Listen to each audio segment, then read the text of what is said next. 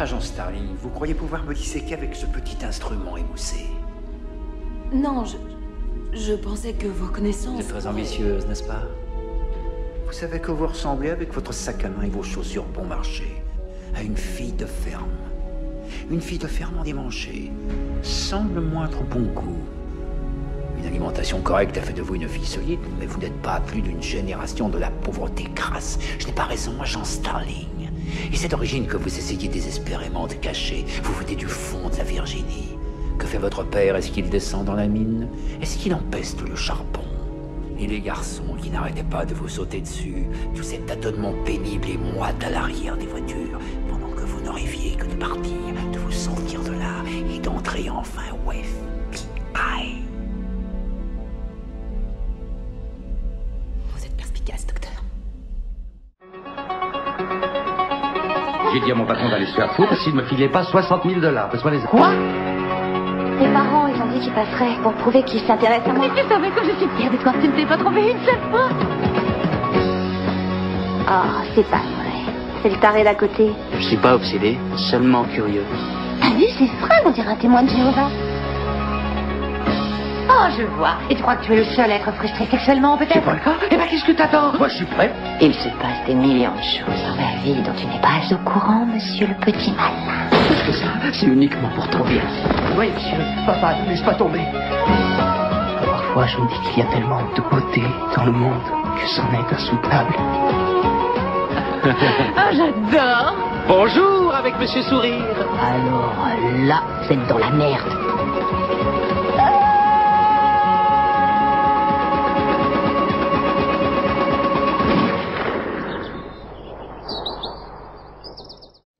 Il y a une fabrique dont vous avez tenu la comptabilité, rue Lipova.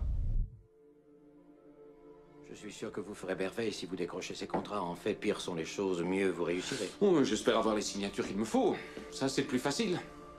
Trouver l'argent pour acheter la fabrique, ça, c'est plus dur. Vous n'avez pas d'argent vous-même. Pas ce genre d'argent.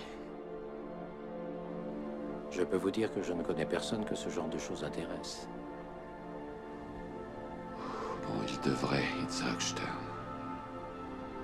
Dites-leur qu'il devrait.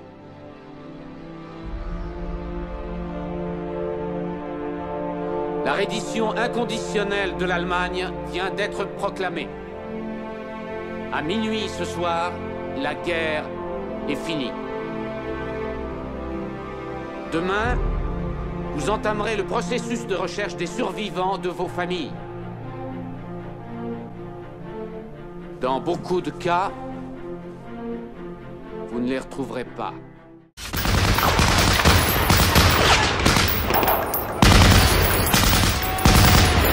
J'ai plus de calibre 30. Béni soit le Seigneur, ma force qui conduit mes mains à la guerre et mes doigts au combat.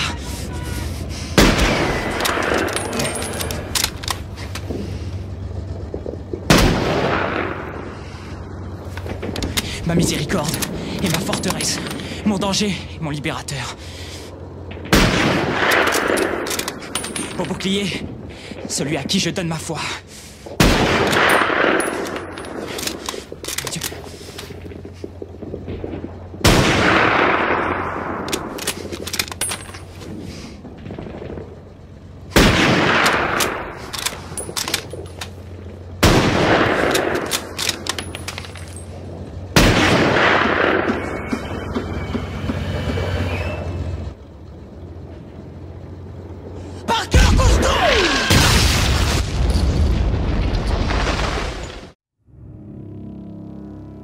Est-ce que vous aimez votre travail? Les atrocités que vous voyez? Il faut se faire une carapace quelquefois. Et pour tout dire, la plupart du temps. L'inspecteur William Somerset est en fin de carrière. Tu prends ta retraite, dans moins de 6 jours, ce sera de l'histoire ancienne. Ça fait longtemps que vous vivez ici? Trop longtemps. Tandis que l'inspecteur David Mills en est à ses débuts. D'ici mon départ, nous serons ensemble 24 heures sur 24. Bientôt, je pourrai te dire qui sont tes amis et tes ennemis. Écoutez, je suis à la criminelle depuis 5 ans. Ça compte pas ici. À présent, Probablement un autre homicide. ils sont victimes d'un jeu. Aucune empreinte, aucun témoin d'aucune sorte.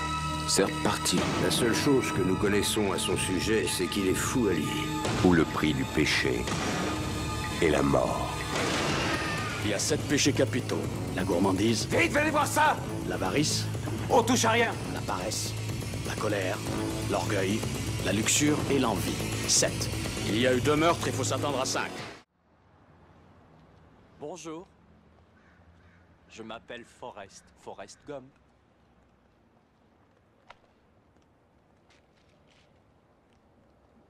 Vous voulez un chocolat?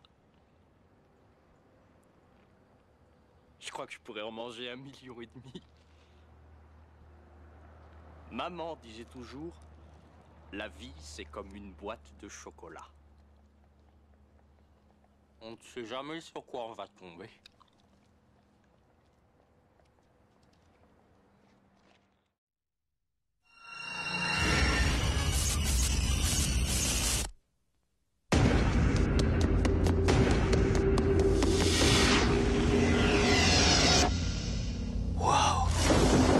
As-tu déjà fait un rêve qui avait l'air plus vrai que la réalité? Si tu étais incapable de sortir d'un de ces rêves, comment ferais-tu la différence entre le monde du rêve et le monde réel? Qu'est-ce qui m'arrive? La réponse est là-bas, Néo. C'est la question qui nous anime tous. C'est quoi la matrice? La matrice est le monde qu'ils ont placé devant ton regard pour t'empêcher de voir la vérité.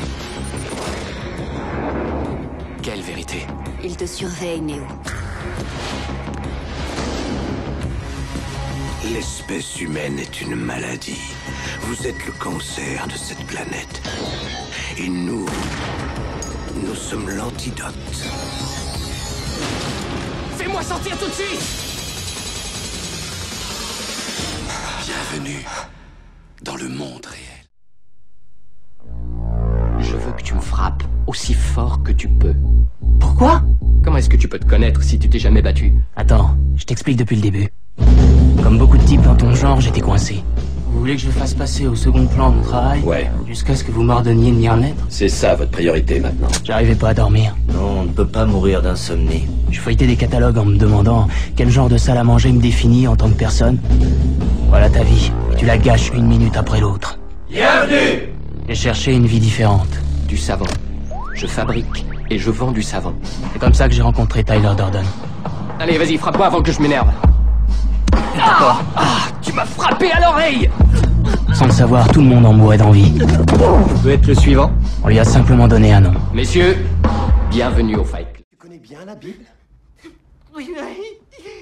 Il y a un passage que j'ai appris par cœur qui convient à la situation. C'est dans Ézéchiel 25, verset 10. La marche des vertueux est semée d'obstacles qui sont les entreprises égoïstes que fait sans fin surgir l'œuvre du malin.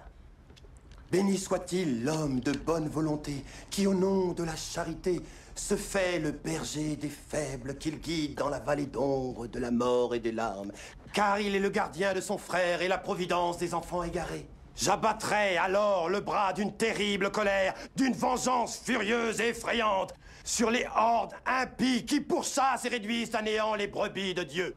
Et tu connaîtras pourquoi mon nom est l'Éternel, quand sur toi s'abattra la vengeance du Tout-Puissant.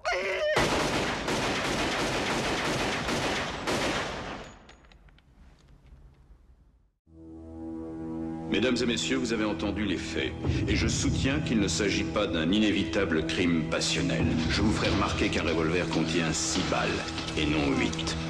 Ça veut dire qu'il a vidé entièrement son arme, et s'est arrêté pour la recharger. Par les pouvoirs que me confère l'État du Maine, je vous condamne à la prison à perpétuité 2 fois. Une pour chaque victime. Exécution.